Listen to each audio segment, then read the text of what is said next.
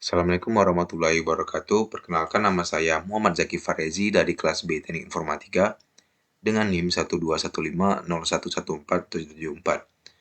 Di sini saya ingin membuat tugas video kedua dari mata kuliah Sistem Basis Data, yaitu dari Bapak Suwanto, di mana saya ditugaskan untuk membuat tugas praktek video dengan menggunakan if dan case dalam penerapan SQL, kemudian basic loop, dan juga explicit cursor. Nah, baiklah kita lanjut ke praktiknya. Pertama, praktek dari penerapan if. Nah, langkah pertama yang dilakukan yaitu kita buat dulu declare. Kemudian kita masukin nilainya, nilainya itu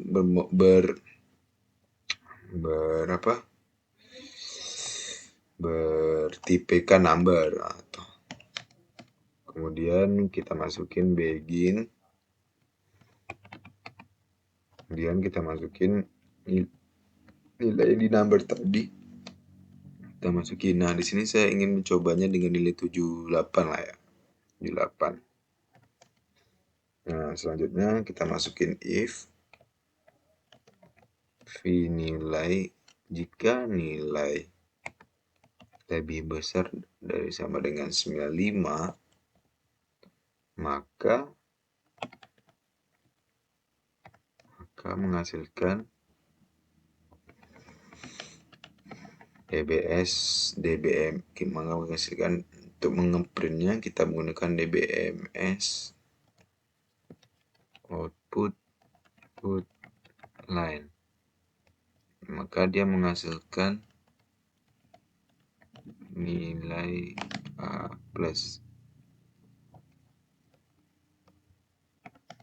Selanjutnya kita harus membuat else if-nya. Else if-nya kemudian kita masukin jika nilainya itu besar dari sama dengan 90 lah, 90 aja lah, 90. Kemudian sama seperti tadi,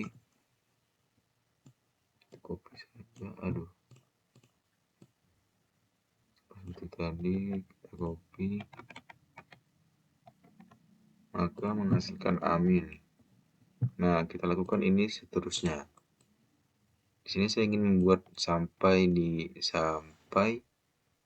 nilainya itu kecil dari 50, besar dari 50 gitu. Oke. 1, 2, 3. Apa nih?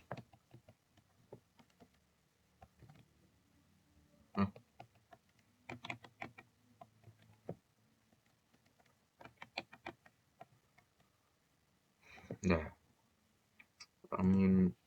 kita masukin dulu variabelnya ya. Ini untuk B plus, di sini B,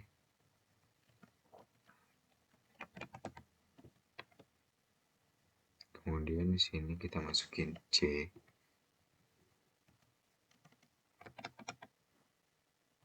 kita masukin D. Nah, nilainya kita masukin ini. Nah, kalau dia dapat amin berarti 90. 95 dia A+, 90 amin. Nilai A itu 85, nilai B itu 80, nilai B plus 80, B 75, nilai C itu 70, nilai D 65. Nah, kita bikin hingga nilai E. Untuk nilai E, karena dia itu paling rendah, jadi kita tidak perlu mendeskripsikan berapa nilainya. Jadi kita hanya membuat else. Kenapa else? Karena jadi jika tidak ada, jadi ibaratkan dia itu misalnya pun ada, dia pun bakalan dapat nilai E gitu loh. Jadi ya kita harus menggunakan else. Jadi jika dia tidak ada, maka dia itu mendapatkan E gitu karena dia nilai paling terakhir. Maka else. Jika kemudian kita masukin DPMS lagi. DPMS nilai E.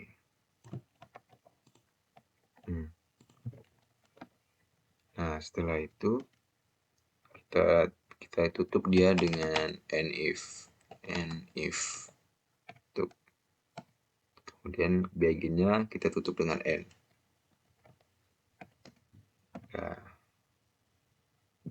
Nah, setelah selesai, maka kita akan coba. Oh ya, coba ini kita ulang aja. Kita ulang. Oke. Kita buat SQL plus dan kita buat Zaki kedua tiga. Oke.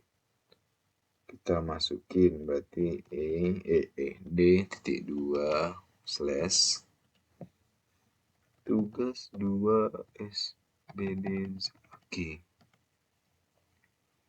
Itu adalah if.sql. Ada yang error. Identifier. Kenapa identifier?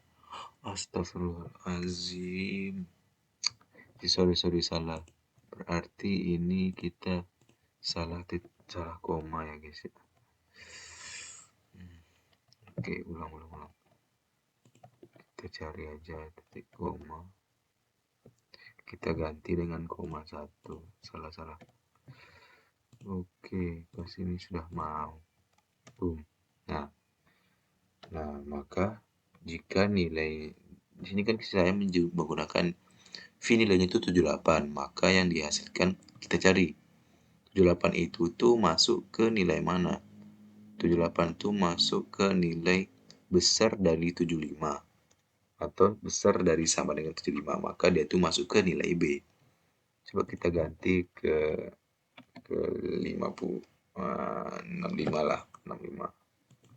Kemudian maka menghasilkan D. Kenapa D? Karena nilai itu besar dari sama dengan 65. Maka dia memberikan nilai D. Nah, selanjutnya kita masuk ke dalam penerapan case-nya.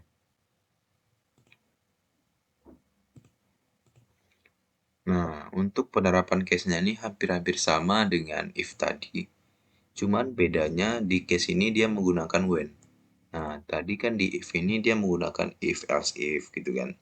Bedanya di sini, di case ini dia menggunakan case dan when. Dan diakhiri dengan end case.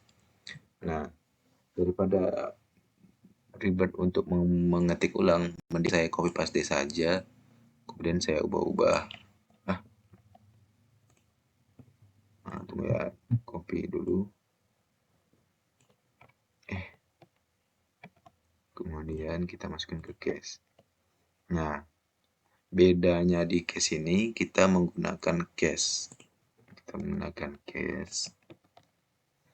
Kemudian yang tadinya di atas ini if ini kita ubah dengan when. Begitu seterusnya. Kita menggunakan ini aja. Else if when.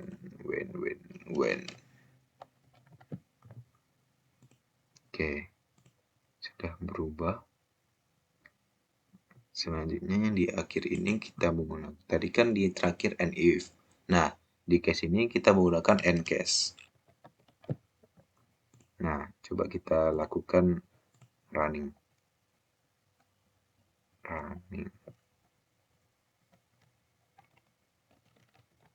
Bismillah. Nah, maka hasilnya sama dan itu work.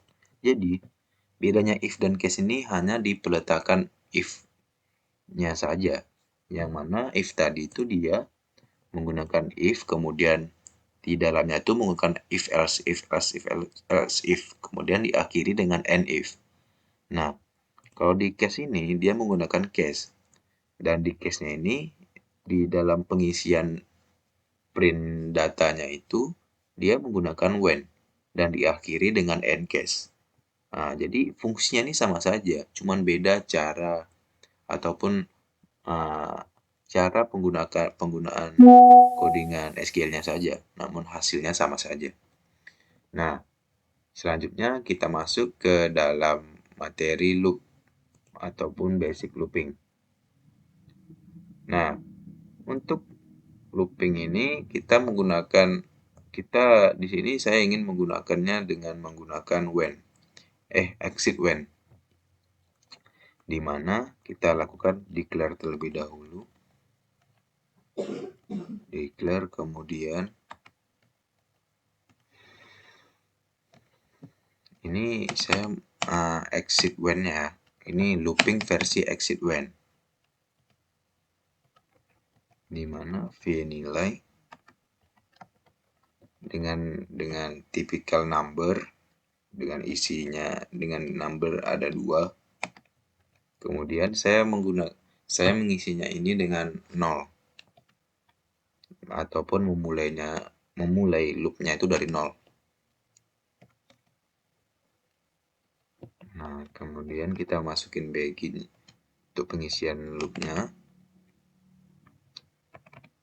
Kemudian kita masukkan loop. Setelah itu dbms output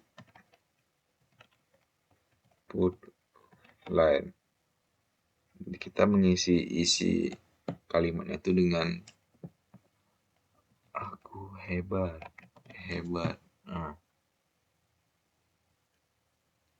Nah, selanjutnya di aku hebat ini kita harus memasukkan v nilai tadi, v nilai yang ada di declare tadi, dengan menggunakan v nilai. Kita tutup dulu. Nah, v nilai kemudian titik koma. Nah, di v nilai ini kita harus membuatnya mengisikan data dari v nilai tersebut, namun ditambahkan +1 untuk melakukan looping yang berulang, melakukan loop yang akan menambah 1 seterusnya gitu, hingga berakhir ketika v nilainya itu besar dari sama dengan 5. Nah, jadi loopingnya ini akan berakhir tambah 1 ketika dia itu sudah sampai besar dari sama dengan 5. Dan lalu ditutup dengan end loop. Setelah itu kita end, kemudian slash. Nah, coba ya kita run. Kita ubah loop. Bismillah. Ada yang salah. Ada yang salah di simbol end. Oh iya, end loopnya lupa di titik koma. Bismillah. Masih salah ya. V nilai. Oh ya Allah. I-nya mana? Udah. Bismillah. Tuh kan. Jadi dia itu akan menghasilkan nilai terus hingga besar dari sama dengan 5. Jadi di sini karena saya memulainya dari angka 0, maka itu dia berhenti dari hingga aku hebat 4. Nah, coba kita masukin ininya 1 ya. Pasti ini aku hebatnya jadi 5. Aku hebatnya jadi 5. Jadi 4. Karena dia itu ditambah 1 hingga besar sama dengan 5 gitu. Coba ini kita hapus sama dengannya. Jadi nilai itu akan besar dari sama dengan 5. Tuh kan. Maka dia itu akan sampai 5. Karena dia tidak mengerti, karena tadi itu dia kan menggunakan besar sama dengan 5. Jadi batasnya itu di bawah 5. karena di sini besar dari 5, maka hasil yang dihasilkan itu akan sampai batasnya di aku hebat 5 gitu. Oke, selanjutnya saya akan melakukan loop menggunakan and if. Hampir sama dengan loop yang di exit when tadi, bedanya ini dia menggunakan if dan diakhiri dengan and if. Nah, coba kita lakukan ya. Kita copy saja, kemudian kita ubah. Nah, di sini sininya sudah sama. Tunggu ya. Nah, di exit when ini kita ganti menggunakan if. Kemudian di belakangnya kita masukin then exit. Jadi exitnya ini di belakang. Yang tadi kan exitnya di depan. Sekarang exitnya itu di belakang. Dan dibuat dan diakhiri dengan and if. Bedanya and if dengan exit when tadi, kalau exit when tadi diakhiri dengan and loop. Kalau yang and if ini diakhiri dengan and if dan exitnya itu ditaruh di belakang dari nilainya itu. Nah, coba kita lakukan and if. Coba kita lakukan ya. Apakah bisa? Salah. Loop and if.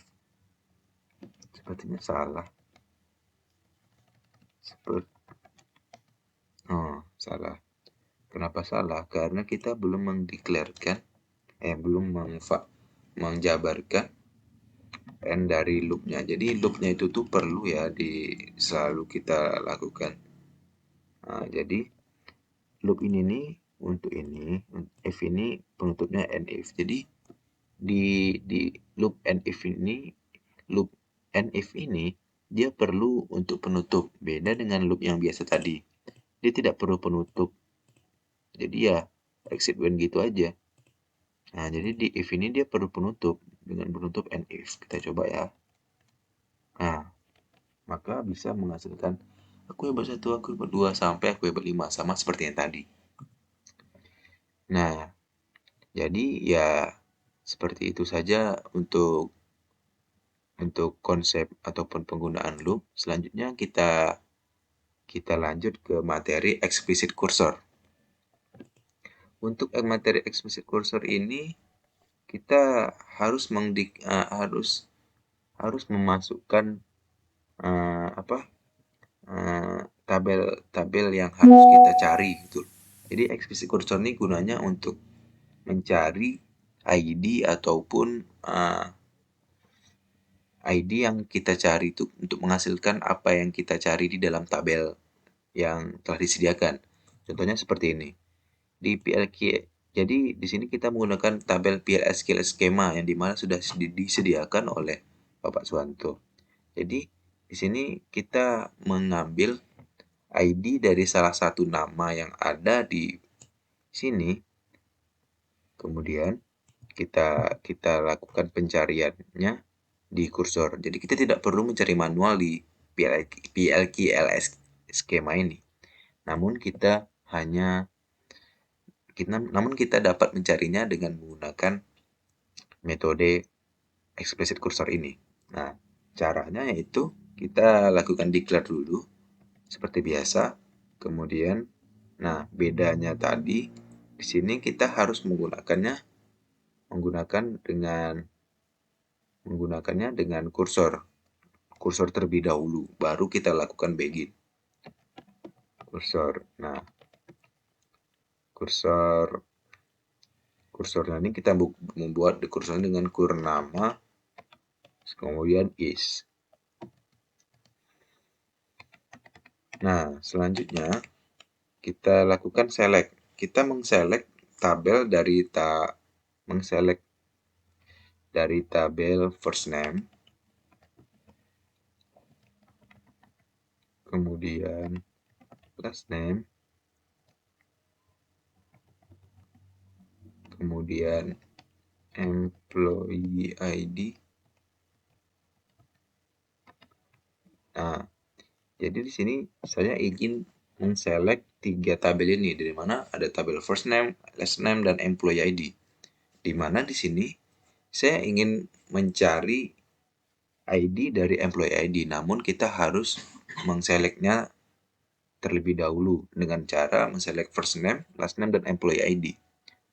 Kemudian from tabel employee ID. Jadi dalam employee ID ini ada first name, last name. Employee, bukan employee ID, employees, tabel employees. Jadi ini nih bukan tabel. Oh, sorry. Ini nih bukan tabel. Ini nih kita akan mengselect first name, last name, employee ID ini. Kemudian kita ambil dari tabel employees. Dengan di mana employee ID-nya itu adalah, di sini saya mencontohkan adalah 210. Di mana ID dari employee yang ada di PLSQL ini adalah 210. Jadi kita tuh nanti merunningnya tuh udah muncul nama, di mana nama yang ID-nya 210 itu adalah ini gitu kan. Selanjutnya kita masukin first name yang tadi, kemudian kita ke tabel employee kita ambil first name-nya, kemudian type sama juga last name, kita ambil yang last name-nya, kemudian kita ambil lagi dari tabel employee, kemudian last name, type. Oke, dan yang terakhir itu tadi kan kita select first name, last name, dan employee ID. Jadi kita harus menjabarkannya juga. Nah, itu yang satu lagi berarti employee ID. Employee ID employees titik ini dua ya, employee ID kita top type. Nah, jadi di kursor ini kita sudah jadi kita mengselectnya tuh di dalam kursor ya, bukan di baginnya. Setelah kita mengselect dan menjabarkannya di kursor, waktunya kita masukkan begin. Alhamdulillah. Nah, di bagian ini kita lakukan open terhadap kurnama tadi. Dimana kurnama tadi is nama. Kemudian kita lakukan loop. Dimana di sini kita menggunakan loop versi yang exit when tadi, dimana dia tidak perlu menggunakan if. Nah, di sini kita kita lakukan loop dulu. Loop terus kita fetch kurnama into first name.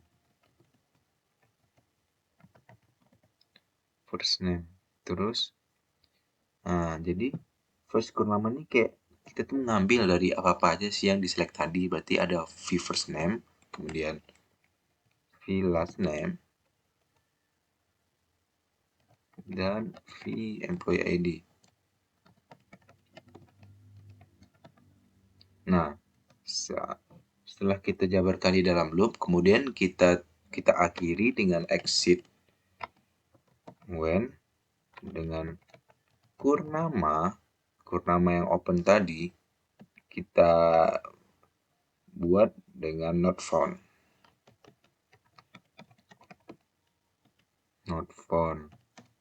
Nah, setelah itu kita lakukan print debms output underscore line. Kemudian kita masukkan nih penilaian tadi, yaitu ada first name, kemudian first name ini kita buat Nah, itu Vilas name,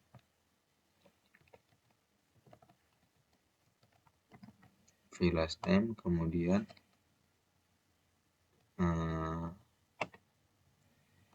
V employee ID. Oke. V employee ID. Oke. Nah, setelah itu kita tutup dan kita titik koma. Kemudian kita akhiri loopnya ini menggunakan end loop. Nah, kemudian titik koma.